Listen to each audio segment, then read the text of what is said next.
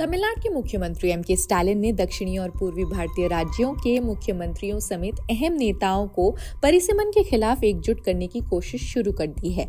CM Stalin ने अलग अलग राज्यों के नेताओं को लिखे पत्र में कहा कि अगर परिसीमन की प्रक्रिया अगली जनगणना के अनुसार होती है तो उन राज्यों को राजनीतिक प्रतिनिधित्व के तौर पर सबसे ज्यादा नुकसान होगा, क्योंकि उन्होंने अपनी जनसंख्या को सफलतापूर्वक नियंत्रित किया है। सीएम स्टालिन ने अपने पत्र में लिखा कि केंद्र सरकार की परिसीमन योजना संघवाद पर एक बुनियादी हमला है। स्टालिन ने अपने पत्र में लिखा, भारत के लोकतंत्र का सार उसके संघीय नेचर पर आधारित है, यानी फेडरल सिस्टम, जो कि एक ऐसी व्यवस्था है जिसमें प्रत्येक राज्य को उचित महत्व मिलता है। उन्होंने लिखा कि परिसीमन से संतुलन को एक गंभीर खतरा है, जो कि हमारे देश के भविष्य को आकार देने में हमारे जैसे राज्यों के प्रभाव को स्थायी रूप से कम कर सकता है। स्टालिन ने इन राज्यों के नेताओं को भेजा प्रपोजल। अपने पत्र में स्टालिन ने केरल, आंध्र प्रदेश, तेलंगाना, कर्नाटक, पश्चिम बंगाल, ओडिशा और पंजाब के सीएम को विरोध के लिए एक संयुक्त कार्रवाई समिति यानी जेएसी में शामिल होने का प्रपोजल दिया। उन्होंने लिखा कि हमें एक साथ मिलकर इस चुनौती के संवैधानिक, कानूनी और राजनीतिक आयामों की जांच करनी चाहिए। केवल एक सहयोगी विश्लेषण और एकीकृत वकालत के माध्यम से ही हम एक ऐसी परिसीमन प्रक्रिया को सुरक्षित करने की उम्मीद कर सकते हैं जो हमारे वर्तमान प्रतिनिधित्व के स्तर से समझौता किए बिना राष्ट्र निर्माण में हमारी भूमिका का सम्मान करती है। स्टालिन ने 5 मार्च को इस मुद्दे पर एक अहम बैठक की थी। इसमें डीएम के अलावा एआईएडीएमके, कांग्रेस और वाम दलों ने मतभेदों से इतर उठकर परिसीमन की व्यवस्था को तमिलनाडु के राजनीतिक प्रतिनिधित्व पर सीधा हमला करार दिया। हालांकि तमिलनाडु बीजेपी ने इन चिंताओं को काल्पनिक बता दिया और स्टालिन द्वारा बुलाई गई बैठक का बहिष्कार किया। स्टालिन के विरोध की मूल वजह क्या है?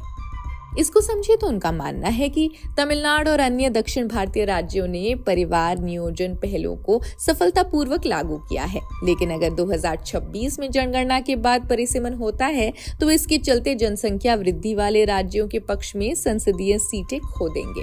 उन्होंने कहा कि 39 लोकसभा सीटें वाली तमिलनाडु की हिस्सेदारी 8 सीटों तक कम हो सकती है, जबकि उत्तर प्रदेश से लेकर बिहार जैसे ज्यादा जनसंख्या वाले राज्यों को फायदा होगा।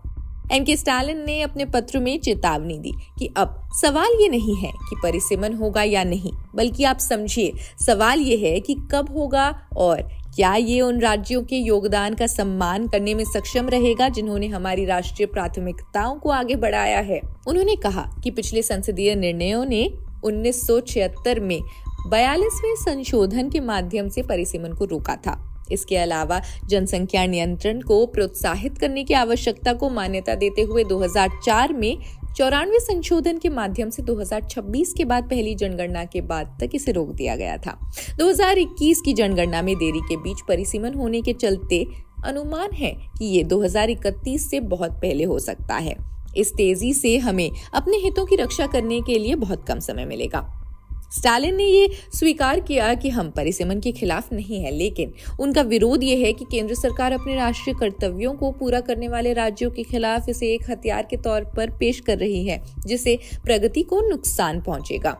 किसी भी परिदृश्य में अगर आवंटन पूरी तरह से जनसंख्या आधारित है तो जनसंख्या को नियंत्रित करने वाले राज्यों को नुकसान होगा। उन्होंने लिखा कि हमें जनसंख्या वृद्धि को प्रभावी ढंग से नियंत्रित करने और राष्ट्रीय विकास लक्ष्यों को बनाए रखने के लिए इस तरह दंडित नहीं किया जाना चाहिए। मामले की गंभीरता के बावजूद स्टालिन ने केंद्र सरकार पर स्पष्टता या ठोस प्रतिबद्धता दिखाने में विफल रहने का आरोप लगाया। 5 मार्च की सर्वदलीय बैठक में स्टालिन ने चेतावनी दी थी कि यदि संसदीय क्षेत्रों की कुल संख्या 543 बनी रहती है तो तमिलनाडु का प्रतिनिधित्व 39 से घटकर 31 रह जाएगा। यहाँ तक कि ऐसी स्थिति में भी जहाँ सांसदों की संख्या बढ़कर 848 हो जाती है, तमिलनाडु को केवल 10 अतिरिक्त सीटें ही मिलेंगी, जो अनुपातिक प्रतिनिधित्व बनाए रखने के लिए आवश्यक 22 सीटों से बहुत कम है। खैर, इस मुद्दे के बारे में हम चर्चा करते रहेंगे। आपका क्या सोचना है, आप हमें कमेंट सेक्शन में जरूर बताएं। देश दुनिया की अन्य खबरों के लिए देखते रहें जनसत्ता। शुक्रिया।